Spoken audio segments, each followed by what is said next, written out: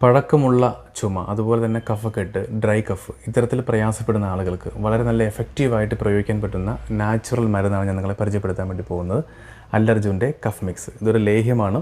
ഇത് കഴിക്കേണ്ട വിധം ദിവസവും രാവിലെയും വൈകുന്നേരവും ഭക്ഷണം കഴിച്ച് അരമണിക്കൂർ കഴിഞ്ഞതിന് ശേഷം ഒരു ചെറിയ ടീസ്പൂൺ ലേഹ്യമാണ് കഴിക്കേണ്ടത്. ഇതിനോടൊപ്പം തന്നെ ശ്രദ്ധിക്കേണ്ട ഒരു കാര്യം എന്ന് പറഞ്ഞാൽ തണുത്ത ആഹാരങ്ങൾ, തണുത്ത പാനീയങ്ങളൊക്കെ നമ്മളൊന്ന് ഒഴിവാക്കണം. പുളിപ്പുള്ള ആഹാരം ഒന്ന് കൺട്രോൾ ചെയ്യണം. ഇതിനോടൊപ്പം തന്നെ ദിവസവും രാവിലെ വെറും വയറ്റിൽ ഉണക്കി പൊടിച്ചെടുത്ത ചെറിയൊരു ടീസ്പൂൺ മഞ്ഞൾപ്പൊടിയിൽ ശകലം ചെറുതേൻ ചേർത്ത് പേസ്റ്റാക്കിയിട്ട് അത് വേണം കഴിക്കേണ്ടത്. അങ്ങനെ ദിവസവും രാവിലെ വെറും വയറ്റിൽ അതും കൂടെ ചെയ്യുക. 2 നേരം ഈ ലേഹ്യം കഴിച്ചു കഴിഞ്ഞാൽ തന്നെ നമുക്ക് പഴക്കമുള്ള ചുമ, അതുപോലെ കഫക്കെട്ടൊക്കെ മാറാൻ വളരെയധികം സഹായിക്കുന്നുണ്ട്. അപ്പോൾ അല്ലർജുൻ്റെ ഈ ഒരു കഫ് മിക്സ് ഒന്ന് ട്രൈ ചെയ്തിട്ട് റിസൾട്ട് അറിയിക്കുക. ഓക്കെ.